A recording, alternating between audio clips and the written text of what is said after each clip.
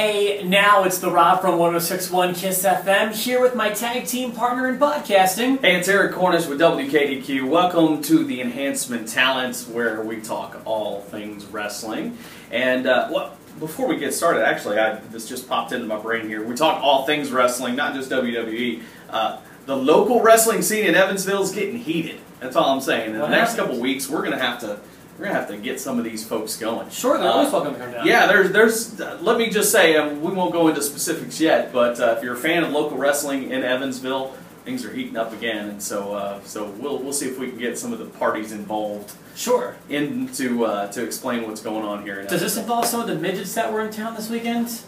No, I didn't even know about that. I didn't either, but apparently there was a midget wrestling event that I was hearing about. How did we not know about that? Kat and 44 weather personality Jackie Brown told me they were at. Well, Kat was invited to it, and Jackie Brown actually went to it. Wow. So I wish I'd have known about that. I would have been there too. All right. Well, let's transition into WWE talk, and we'll give you a chance to win 6 months of the WWE Network sometime in this podcast. That's right. So be looking for the keyword coming up. Just put it into the form, and you're entered to win. Okay. Now this weekend is SummerSlam. It's like is that 20? No, it's 88 was the first. 88. Is that right? All right. So 27. Yeah. Okay. There's been a lot of them. Yeah. SummerSlam is very close to my heart, Eric, as you know. One of my favorite events of the year. And the very first wrestling show I ever saw, the show that made me a fan of pro wrestling, was SummerSlam 1994. All right, and that was so that would bring you to about your 21st birthday here. You can drink at a wrestling event now. Congratulations! My wrestling fansmanship can drink at a wrestling event now, so this is great. And you know, even before '94 and also after '94, there have been some great memories from the biggest party of the summer, SummerSlam. Yeah, and as I started to think of some of my favorite moments, it's weird because it's not like WrestleMania. It's to me at least. I can't think back to a lot of specific moments at SummerSlam. Like I have to think twice and go, was that at SummerSlam? I don't know. So I mean, they consider it the second biggest event of the year. To me, not as many memorable moments, but certainly some that I can think of. It's a little bit harder, but to me only because the WrestleMania ones get replayed over and over and over again. Whereas SummerSlam, you kind of have to think a little bit. I can tell you my favorite moment as a wrestling fan and my favorite wrestling match of all time happened at SummerSlam in '94. I love the aftermath of that Bret Hart-Owen Hart cage match. The match in itself is fantastic, but when the whole family gets involved, and it just looks, I mean, it's a total melee. You got people hitting each other with shoes, and you got hearts falling all over the place, and to me that was a lot of fun. That's what gripped me, and that's what made me want to watch Raw that next week. I recently watched that pay-per-view again on the network, and I was a big fan, especially of that match, and that was a long match. It was. A lot of time.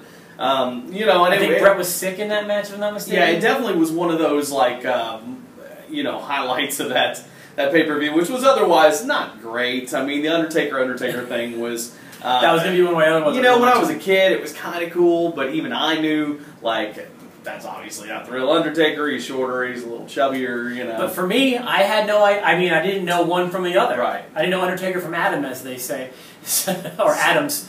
As they say. So yeah, I didn't have those obstacles getting into that match. I just thought it was cool that they had this clone of this guy who was a big deal, and I kind of fell in love with that story too. So that was another one of my favorite moments. I'll go back before that because this was a big turning point, especially for me, a kid who was a big fan of the Ultimate Warrior. The Ultimate Warrior beating the Honky Tonk Man in less than 30 seconds for the Continental title. I believe 14 was it?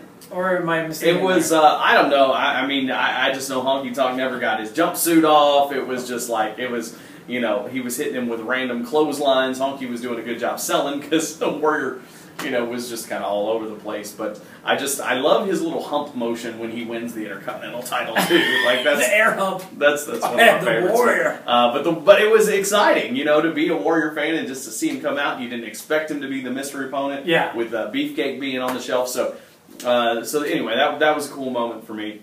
Is that the same show? I remember it was one of the first three. I think it may have been the very first one actually, where Miss Elizabeth disrobes down to like her yes, her bloomers. That was the first one. I think that was 88. I think the Warrior one was 89. And the whole like Zeus and everyone getting all distracted by it because oh my goodness, there's Miss Elizabeth in a bathing suit bottom. Yeah. That really the first two were very similar. I think the first one is when you had Hogan. That was the one with Elizabeth because you had Hogan and Savage, and they were taking on Andre and DiBiase. Oh, okay.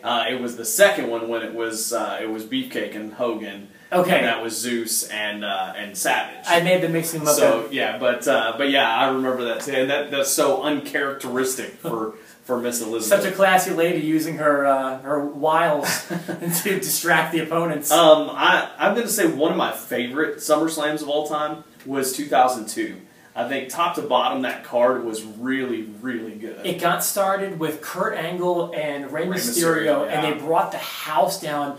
That show never lost momentum, including Triple H and Shawn Michaels. Triple H, Shawn, even like think about it, like the lowest card match on that. On that card was like Undertaker and Test. I mean, that was a great match. Yeah, and the main event, correct me if I'm wrong, didn't Brock win the title from Rock? Yeah, which was a great show. Dominant fashion. I mean, that was just a really, really good SummerSlam in my opinion. Is that your favorite? Probably. I'd say that's top to bottom. I think that's probably my favorite. That's a great show, but I do think there's a better one. That's in my top 5. I can list my top 5. Sure. But my favorite is 1998.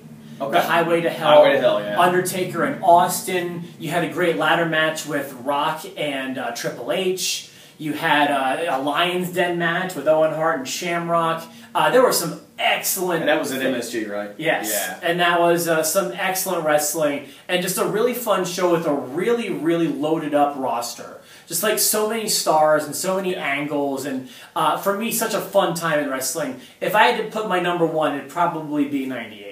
Okay, and a couple more instances, and these have just happened the last couple years, which I think the last two have had really big moments. Talk about, Daniel Bryan, first of all, beating John Cena clean, I thought was good. That was 2 years ago, right? Right, and then last year with John Cena just being annihilated by Brock Lesnar, two uncharacteristically John Cena moments at SummerSlam. Also, 2 years ago, there was a great CM Punk Brock Lesnar match that we watched together. Yeah. I thought that was great.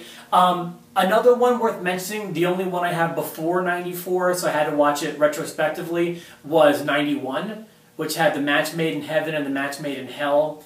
It had Bret Hart and Mr. Perfect. Yeah.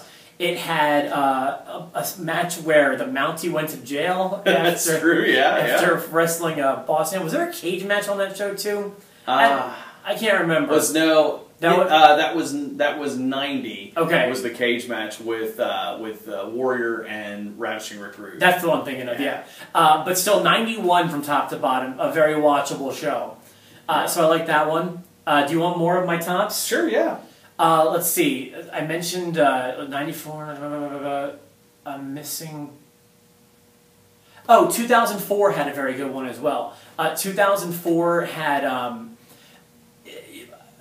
Benoit and Triple H, I think, went in at that one. Okay, yeah. And I remember Lesnar. Or was that Benoit and Orton? Man, was that year? Maybe See, this is where it all kind of blends together. It's around that time where they do kind of start to fall off a little bit. But those to me, 97, I remember Bret Hart spitting in Shawn Michaels' face. Oh, yeah. In the Meadowlands, and a great match with Triple H and Foley in a cage. Got things started there. That's where Owen Hart dumped Steve Austin on his head. Sure, 97. yeah. 99 had some good stuff on it too. That was the match where Triple H was supposed to win the world title from Steve Austin, but Steve wouldn't do the job. So they brought in Mick Foley with Jesse Ventura. Yeah, I remember that. The triple threat match there. One I never liked. I never got behind 2001. 2001. I'll tell you what the problem was. Was that right in the middle of the invasion? It was. And it was right after their awesome invasion show. And this one kind of tried to do the same thing, but it was already done a month before. Yeah. And it was like an Alliance guy versus a WWF guy. And that missed the mark for me. See, that one I don't even remember him. And that was so close to the really, really good King of the Ring of that year. that one just doesn't really stand out. Well, and my favorite pay-per-view ever was just a few months before that with WrestleMania 17. Yeah, me too. So love that. So those are some of my favorite SummerSlam memories. Is there any more you wanted to mention? No, I think I about covered the things that I really remember about SummerSlam, and if you've got any, please let us know. You can tweet us at VETalent, and I guess we ought to go ahead and give a keyword out, which, if it's not obvious by now, SummerSlam. SummerSlam. There you go. One word. You can enter it, in the form below. If you're watching us on the websites, if you're watching us on YouTube, just click the link below in the description, and that'll take you to where you need to go. And you can win 6 months of the WWE Network. You can watch all the SummerSlams from '88 on, and that should take you a little less than 6 months. But just a little. You can binge watch all 27 of them. So, of course, for myself, the Rob, and for Eric Cornish, enjoy your week, enjoy Monday Night Raw, and thanks for watching the Enhancement channel.